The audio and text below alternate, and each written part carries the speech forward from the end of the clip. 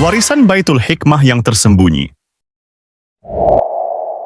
Bayangin ada sebuah kota yang jadi pusat ilmu pengetahuan dunia, tempat di mana para ilmuwan, filsuf, dan cendekiawan dari berbagai belahan dunia berkumpul. Baghdad, ibu kota kekhalifahan Abbasiyah, bukan sekadar pusat pemerintahan, tapi juga laboratorium peradaban. Disinilah lahir konsep aljabar, algoritma, ilmu optik, hingga kedokteran modern. Tapi ada satu pertanyaan besar. Kenapa semua itu seakan menghilang setelah Baghdad jatuh? Apakah benar ilmu pengetahuan ini hancur, atau ada yang menyembunyikannya? Di era kekhalifahan Abbasiyah, Khalifah Al-Ma'mun mendirikan Baitul Hikmah, House of Wisdom. Ini bukan perpustakaan biasa. Disinilah teks-teks kuno dari Yunani, Persia, India, dan Romawi diterjemahkan dan dikembangkan lebih jauh. Sejumlah ilmuwan besar bekerja di sini. Al-Khwarizmi mengembangkan aljabar dan algoritma yang sekarang jadi dasar komputer. Ibn Al-Haytham merumuskan teori optik dan kamera obskura, konsep yang nanti menginspirasi teleskop dan kamera. Al-Razi menulis kitab Al-Hawi, ensiklopedia medis terbesar saat itu. Tapi anehnya, banyak dari manuskrip ini menghilang tanpa jejak setelah kehancuran Baghdad.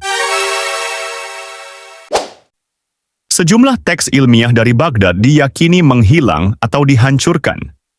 Beberapa di antaranya, Kitab Al-Hayawan karya Al-Jahiz, buku tentang ekologi dan evolusi yang konsepnya mirip dengan teori Darwin. Al-Majisti, buku astronomi berdasarkan teks Yunani yang dikembangkan lebih lanjut oleh ilmuwan Muslim. Kitab Al-Manazir, karya Ibn Al-Haytham, menjelaskan prinsip optik dan penglihatan yang mendahului teori cahaya Newton. Beberapa sejarawan percaya buku-buku ini tidak benar-benar musnah, tapi disembunyikan atau berpindah ke tempat lain. Tahun 1258, Hulagu Khan dan pasukan Mongol menyerang Baghdad. Kota ini dihancurkan, ribuan orang dibantai.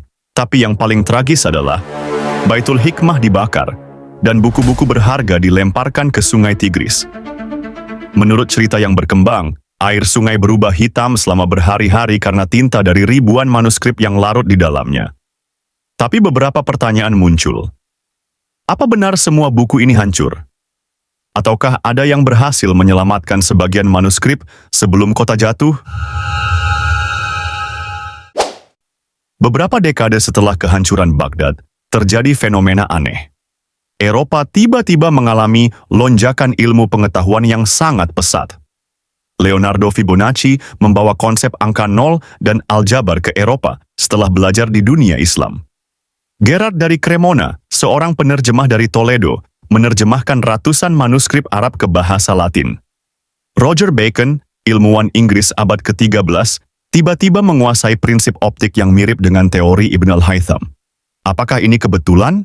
Ataukah ini bukti bahwa ilmu dari Baghdad tidak hilang, melainkan diam-diam dibawa ke Eropa? Ada teori bahwa sebelum Baghdad jatuh, sejumlah ilmuwan berhasil menyelamatkan manuskrip berharga dan menyembunyikannya di tempat lain. Beberapa tempat yang dicurigai. Perpustakaan Al-Qarawiyyin di Maroko, salah satu perpustakaan tertua di dunia, menyimpan teks-teks ilmiah Islam. Kairo dan Damaskus, kota-kota yang menjadi pusat intelektual Islam setelah jatuhnya Baghdad. Dan Vatikan, beberapa teori mengatakan ada dokumen Islam yang disimpan di arsip rahasia Vatikan. Jika benar manuskrip ini masih ada, apakah ada pihak yang menyembunyikannya hingga sekarang? Ada juga teori bahwa kehancuran Baghdad bukan sekedar perang biasa, melainkan upaya sistematis untuk menghancurkan peradaban Islam yang maju saat itu. Beberapa teori konspirasi menyebut bahwa ada pihak yang tidak ingin dunia Islam mempertahankan dominasinya dalam ilmu pengetahuan. Mengapa setelah kehancuran Baghdad, pusat ilmu pengetahuan Islam tidak pernah sepenuhnya pulih?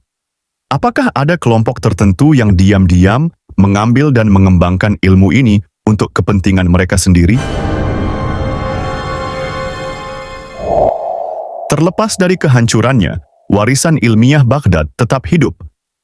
Ilmu dari Baitul Hikmah menyebar ke seluruh dunia, meskipun banyak bagian dari sejarah ini masih menjadi misteri. Jadi, apakah benar ilmu dari Baghdad hilang begitu saja? Ataukah masih ada yang menyimpannya hingga hari ini? Gimana menurut kamu?